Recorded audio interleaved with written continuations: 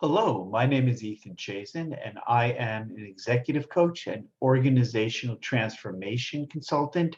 I'm so excited that you can join me today for my webinar on how do you conduct a human capital audit in order to unleash your people's untapped potential. So jumping right in to our webinar, why do we need a new model on work that's built on employee empowerment? So if you think about the transition in the organization of the future from the 20th century to the 21st century, in the prior decade, we had a command control pyramid shaped organizational structure in which control was exerted top down. And due to a number of different factors, that organizational structure has flattened over the decades as middle levels of management have been removed through downsizing, outsourcing, so that now organizations of the 21st century are thinner, are more matrix structured, fewer layers of organizational structure. So there's much closer proximity between the senior leadership ranks and frontline staff who are compensated to engage and work with your customers and interact with the day in, day out operational requirements of the organization. So what we've had in the 21st century with the continued proliferation in technology, the globalization of competition, constantly evolving trends and developments, and a huge influx of millennials taking over a majority of the American workforce as boomers and maturers continue to leave the workforce in the tens of thousands every day. So what we're faced with in light of all of those institutional organizational transformation factors, you have a demand for employees who are capable of, from the very first day that they join your organization, of being innovative, solving problems, thinking critically, being able to work effectively in teams, as well as being self-motivated, um, as well as creating the workplace of the future that's built on leadership being disseminated, not just top down, but leaders in every aspect of your organization who are able to not only survive, but thrive in these times of constant transformation. So having said that, as you and or your organization continue to go down this field, this journey of transformation, you have to ask yourself 8 specific questions, especially for the leadership team to embrace. So the first is your leadership team implementing a strategy or initiative that's going to require you to have and to give over power, control, engagement to your employees in a way that you haven't needed to do before? The second consideration, do you need to re-engage your employees as your organization's advocates or brand ambassadors? And are you going to be able to do that given the fact that your workforce may or may not be capable or willing to take on that brand ambassador role, given how they've been treated previously in your organizational culture? Three, how strong, how well is the urgency for this need to transition and change inside your organization, and how prepared is your organization holistically as a whole to deal with it? Four, is leadership communication a critical aspect of delivering on your organization's strategy as you transition from the prior year, COVID-19 of 2020, onto the 2021 set of performance goals that you've implemented for your people and your organization and all the metrics you're going to use to measure it? So is leadership communication a critical component? Five, are you looking for new strategies, new tactics, new opportunities to reinvent the relationship that your people have with you and your organization? In other words, in other words, are you looking for new ways to engage your employees? Six, does your employee engagement research give you enough insight into ways that you're going to be able to effectively build, maintain trust, cultivate a two-way conversation? So it's not just your organization dictating terms of the employee-employer contract, but creating an employee workforce built with partners. Partners. Seven, Does your current employee engagement support the change? Do you have a set of strategies and tactics right now that are going to be capable of supporting huge organizational change? And the eighth question that I'm often asked to come in and resolve or reconcile when I do an audit of an organization's ability to change and transform is if employee engagement remains the way it has been historically moving forward, or if your employee engagement decreases this year, what are the risks to your organization? So that, I think, is a really powerful set of 8 key questions for consideration in advance of or in preparation for implementing significant employee transformation. So what do we know? We know that we have decades of research into the field of employee engagement, empowerment, motivation, because we have decades of focus on humanistic motivation. So Edward Deci and Richard Ryan are one model of SDT, or self-determination theory. And we know that each individual has fundamentally 3 psychological needs. Competence. We want to and feel like we should be able to control how we achieve mastery over our work, over our tasks, over our relationships. That's one in self-determining theory that they uncovered, was a need for control over our competencies. The second psychological need is a sense of belonging and interconnectedness, or, as they pointed out in their self-determination theory, relatedness, the ability to interact with and be connected to other individuals. And if you want to go back decades, this body of work already exists. It's Maslow's hierarchy of needs. As you move up from the physiological all the way to the self-actualization, there's a sense of belonging that's critical. The third level of psychological need that every human being has under self-determining theory is the sense of autonomy. It's being in control of your life, and then at work, being in control of how you do work and how those two interact. Work-life balance is the manifestation of that. Or as Daniel Pink said, human beings want to feel in control of the work they do, how they do it, when they do it, and who they do it with. So if these 3 universal needs are met according to self-determining theory, people can and will function and grow optimally in your organization. And if any of them are not being met, you're up blank creek without a paddle as we head into 21st century, where the demands are going to be greater than ever for your organization to navigate through those choppy white waters of churn and come out safely through the other side to safe, still waters in a continued global pandemic. So what self-determination theory also tells us is that in order to realize your people's full potential, your organization, your culture needs to nurture their wants, needs, desires. Let me just point out very quickly. Culture is a strong word. Most people have a horrible culture, most organizations. I wrote a book on it, The Compassionate Organization, because there are 2 kinds of theory around culture. One is formal culture. Formal culture is aspirational. It's what your senior leadership team, your management team wants to believe it's like to work in your organization. It's your marketing materials, it's your job descriptions, it's your HR department, it's everything the organization formally says about itself. That may or may not have any basis in reality from the experience and perspective of your people, because what has a greater bearing when it comes to culture impact in your organization on your people's happiness and therefore performance, productivity, is the informal culture. The informal culture is what it feels like from your employee's perspective, kind of like working at an organization like Wells Fargo or Bank of America or Uber or Amazon, whether you're a minority, a fulfillment center employee, whether you're a female, that's the informal culture. So again, the culture of your organization will determine through self-determination theory whether your people have all 3 levels of need met. So there are other studies. For example, Lund University study conducted of managers in large international knowledge-based organizations. Managers were interviewed, emphasized the importance of listening and informal chatting. So there's a number of concepts. Managers listening to subordinates, people who report to them, are assumed to have various positive effects. People feel more respected. People feel more seen.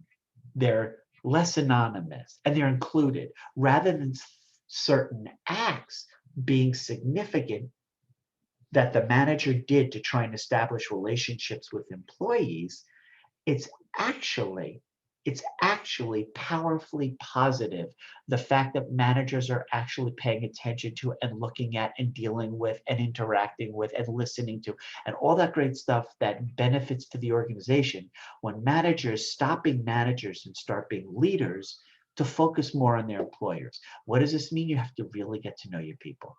And so the theory of achievement motive, people do things out of a need for power, achievement, and affiliation, is related to a certain set of phenomenons around American culture, which weaves into the American organization or the American workplace. This notion of culture, Western societal culture, as opposed to Eastern culture. The American workplace culture is predicated on two cultural dimensions and phenomena. One is a high sense of masculinity in terms of the attributes, characteristics that drive autocratic, dictatorial, controlling leaders, and low uncertainty. In other words, people gravitate to avoiding change, resisting change because they fear the unknown. They fear also that they're going to lose power as we start to shift the model of a 21st century workforce from command control top down pyramid structure to more dispersed, redistributed, decentralized power as it transitions from management to people. So step one in the training and development that I do is let your people control their work. Let your people have more ownership of the work. Give them the power, the tools, the training they need to exert control because they're the people who are closest to your customers, your vendors, partners, contractors. They're closest to the work itself. They understand and want to optimize their performance. Your job in a leadership role is to let the people have what they need. So I have to tell you, just one of the things I resist fundamentally, and I know I cannot work with an organization when the senior management team refers to people as assets. People are not assets. In fact, that's a patently offensive way of looking at your workforce. People as assets have this notion of an asset is a tangible good, worth value that you purchase up front for a certain amount and you utilize over a set period of time, and it depreciates in value until at one point the cost of maintaining it is greater than the benefit of the return. So think about when you hear somebody say our people are our greatest asset, that organization, that individual really sees people as being photocopiers with limbs, meaning they're imminently replaceable. People are not assets. It's beneath human dignity to lose a sense of individuality and become a cog in the machine. Well, in the 21st century, as we go from a manufacturing and post-industrial society, 20th century to 21st century, based on technology, based on information technology, social media, as we go from a shift in organizational focus, people need to be in control of their work. So what are some of the best practices around this? How do you get there? You allow people to create their jobs. You allow people to move from area to area and share jobs. You create self-managed teams, kind of like DuPont, Gore, Trader Joe's, Wegmans, Nucor Steel. Organizations create mini fiefdoms of self-regulating, self-performing teams that shift away from that bureaucratic command control hierarchical 20th century organization. I'm going to talk in a few minutes about the focus of today's webinar, which is a human capital audit. I'll explain that separately. But my question for you is rhetorical. If you're in a position of influence to champion or control in your organization to create or redefine employee reward, recognition, empowerment, entitlement, idea generation programs, there's a whole wealth of programmatic opportunities you have to fundamentally shift your organization to give up control to gain back employee engagement, empowerment, and maximize productivity. And above all else, one of the best practices is in any organizational environment, as you're thinking about change, wanting to transform or implement a massive transition, communicate, communicate, communicate. No organization in the history of the universe has ever gotten into trouble for communicating too much to their people, their employees, and their customers. None. It's when you start to selectively control and command control the information dissemination and put a spin on through PR, the type of relationships you have with your employees. That's where you start to get into trouble. And even seemingly organizations with tens of hundreds of thousands of employees deemed too big to fail, as in our last recession, go out of business seemingly overnight, but for practicing decades and decades of really horrific ways of failing to engage their people. So what's this thing called autonomy? We know your people are closest to your customers, your processes, your systems. They're the ones who, if you think about Kaizen, Six Sigma, lean manufacturing, the Japanese model that built out of post-World War II Japan with F. Edwards Deming to give insight into manufacturing overhaul. They created the assembly line whistleblow, where any employee, literally hands on the assembly line, are able to blow the whistle to stop the plant. We just know in Japanese culture, vestige of the samurai society, they were never the employees willing to blow the whistle, but that's what it means. True workforce autonomy. You hire the best. You hire based on soft skills, not technical requirements. You rethink your entire talent acquisition, talent management, hiring, retention, reward, recognition, advancement, all that other stuff under human capital. You fundamentally re-architect that to give the best people that you've brought in, your stars or A's, as Jack Welch called them. You give them everything they need, get out of their way, and watch the magic happen. What does this require, though? A fundamental rethinking and shift and transformation, which I work on with my clients, to rethink their organization's culture, their informal culture. So you've got this notion of those organizations who are thriving to grow and get bigger. And what's happening is like a foundation where you just keep laying layers and layers of brick and concrete and all that mass and weight till ultimately the organization, the structure implodes upon itself due to the weight, the overwhelming weight or mass scale. Well, in organizational environments, that's structure. Layers and layers of bureaucracy, administrative, management, reporting mechanisms up the chain of command. That is why the United States Army, after Korea and Vietnam, rethought its branches of the military to streamline, shorten, make strategic fighting units smaller and stronger by building self-directed teams or platoons or whatever your analogy is. So a Daniel Pink model of autonomy, go back again. You could literally do this audit whether you have 5 employees or 50,000 employees tomorrow, if you're willing to dare go there. So the 4 questions are pretty simple, but powerful in their scope and depth and breadth. You ask each employee on a scale of 1 to 10. 1 is absolutely almost none. 10 is complete control and autonomy over what you do. What do you as an employee feel? So first, how much autonomy or independence do you have over the work you do? 1 is low, 10 is high. You go through the 4 questions. The time you invest in each phase of your work, who you get to choose to work with, and how you get the work done. And you literally say, the number don't lie. So you can apply this across the organization, by department, by, if you're an advertising agency, by team, by team, by team. You can apply it anywhere and everywhere. And so you know the optimal score is a 40, the minimal is a 4, and you can just weight, determine, rank how much or how little autonomy your current workforce feels. So self-directed teams is the future of workplace dynamic. So what you want to do here for organizations who are able to go down this road, willing to consider it, is it's more participative. It's more building collaborative small teams of anywhere from 8 to 12 or 8 to 15 individuals.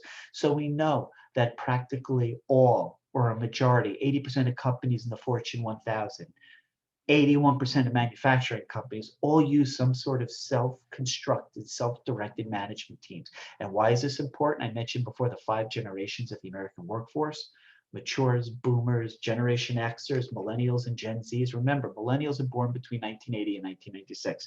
They are a majority now, the largest workforce block of the American workforce. Millennials, regardless of which subsection we're talking of, that fairly large workforce segment, millennials demand now more than ever the freedom, the independence to have this kind of autonomy and control. So peer motivation, we know that individuals across all organizations say the number one thing that motivates them the most is this pathological desire to have their teams succeed, however that's determined.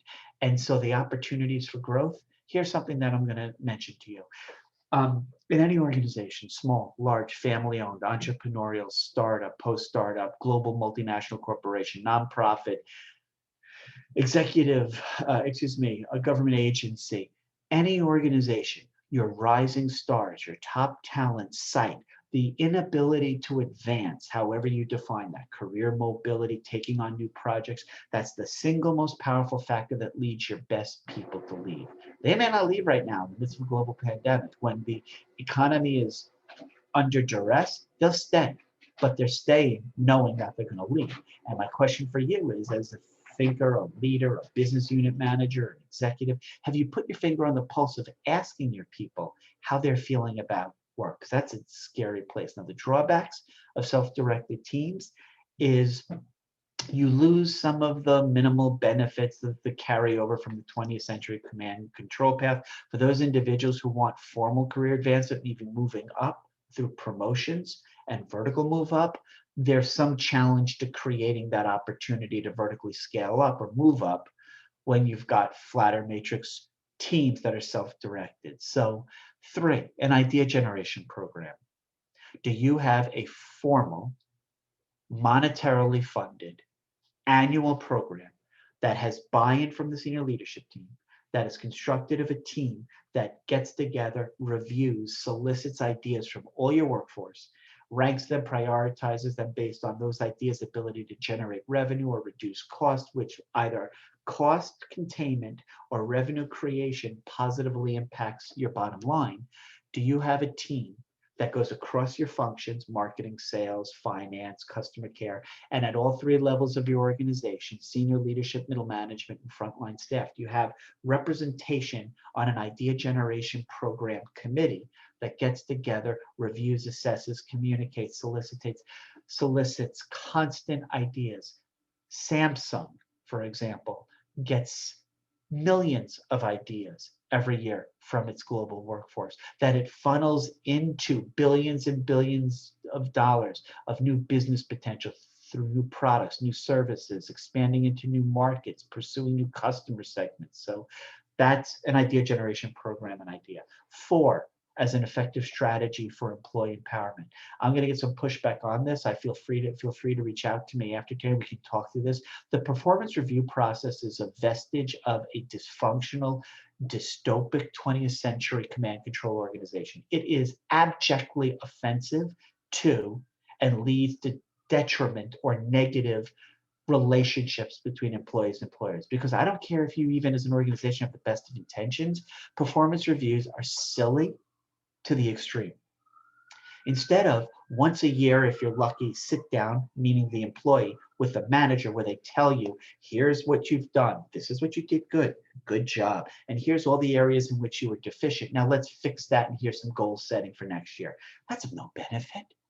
It never was, it never will be. Instead, I'd like to suggest when I go into organizations, when I do a workforce audit, that they re-architect the organization, the relationship between employees and employers, so that you give over control and encourage, teach, train your employees to assess their own performance. This whole notion of a performance review has no value. Setting up goals in and of themselves has no value for a number of reasons. There's a fallacy in goals. And I can talk to you more offline about that if you're interested.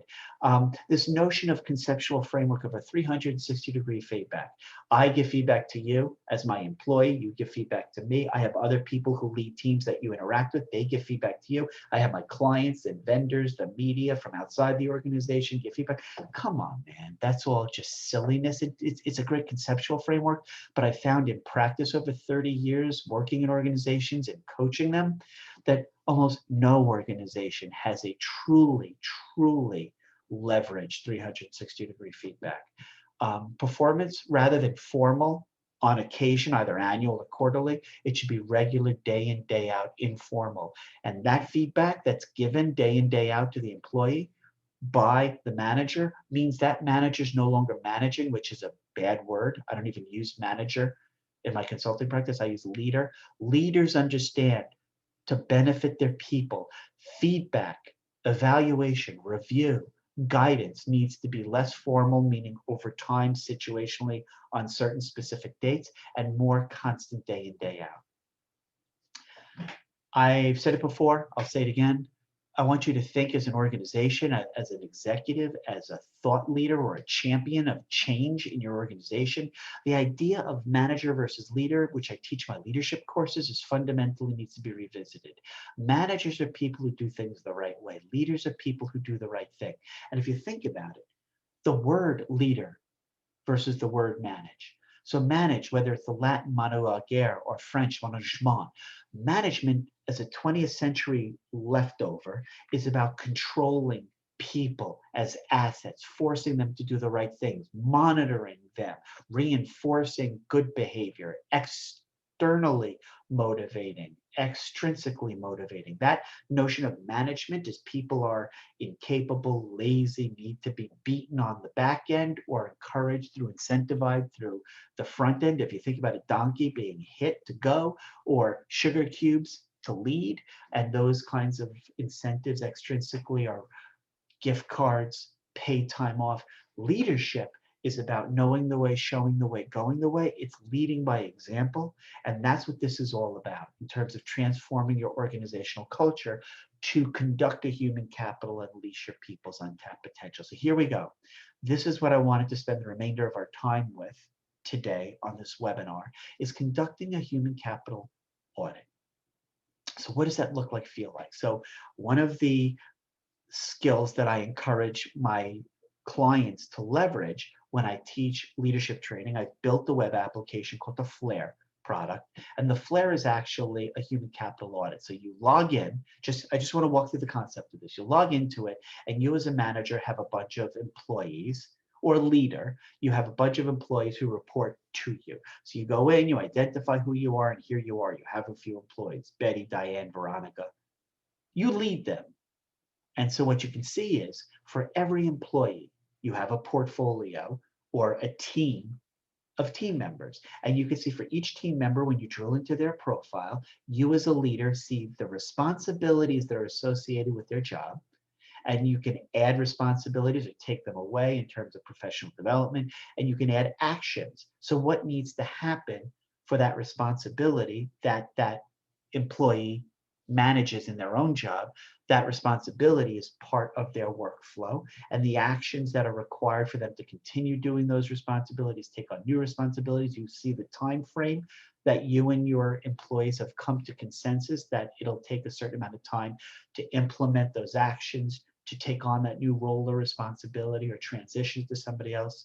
The contingencies that may face the employee that may prevent them from implementing the actions to take on that new responsibility. So that's the kind of concept. You have a portfolio of talented people on your bench, on your team, and you want all your team members actively participating on the field. So in order to get them all in the field performing well at what they do individually and collectively as a team, you want to rethink every single role and responsibility every single person has. And this Flare gives you the opportunity, whether you have 5 employees or 100,000. And you see the actions that it'll take for that employee who you lead to either continue doing that role responsibility, take on a new role responsibility, whatever the case may be, as you're constantly working in tandem with your people day in, day out to put a finger on the pulse of how they're doing, how they can have greater control over and impact on, through autonomy, the work they own. And so we just walk you through. And so again, you can see that you're constantly adding new responsibilities or roles, not for you to manage them and say, have you done this? Have you done this? Have you done this? But the adding and blending and mixing responsibilities is based on you being their coach, their mentor, their trainer. So if you listen to the language, it's very specific. Words have meaning. You're rethinking your relationship. You now are not their manager. You are providing support, resources, tools, training, whatever that Veronica Brown needs to excel in her relationship. And then as you add new responsibilities and you remove others, you're not doing this absent of Veronica. You're working with Veronica. And the beauty of this human capital audit I've created called the Flare is Veronica and you have the same input, conversation, and contribution to. And this can serve as a day in, day out conversation trigger for your people. And so you can remove responsibilities as they become no longer valid based on Veronica giving you updates on how she's going to autonomously manage her workflow. And then you can go in and you can create in this application, you can create new roles or new job titles in various teams that you're leading. But that's the whole point. It gives you a snapshot view for you not to dictate the terms of the relationship that you have with an employee, but to create and navigate and move around pieces on a chessboard to optimize your team's performance. So that's the concept of a human capital audit. I want to take this time to say thank you for thinking through and listening through some ideas on how you can implement a human capital audit to unleash your people's untapped potential. We know that a dollar of every investment you make or your organization makes in its people is wasted. Why do we know that? We know that because if you think about a college four-year degree, somebody goes into college right now as a freshman first semester. By the time they're finished with their sophomore year, so half of their college experience, anywhere from 40 to 70% of everything they learn is outdated due to technology, globalization, social media. So this is the kind of mindset you and your organization can get into from right now as we manage to navigate our way out of a global pandemic to unleash your people's untapped potential. So thank you. And if you want to have a conversation around any of this, the best way to reach me is my email, ethan@thechasengroup.com, or you can call me on my cell phone, 917-239-5571. And I do look forward to discussing your and your organization's challenges as you create an incredibly powerful workforce for the 21st century. Thank you. Take care.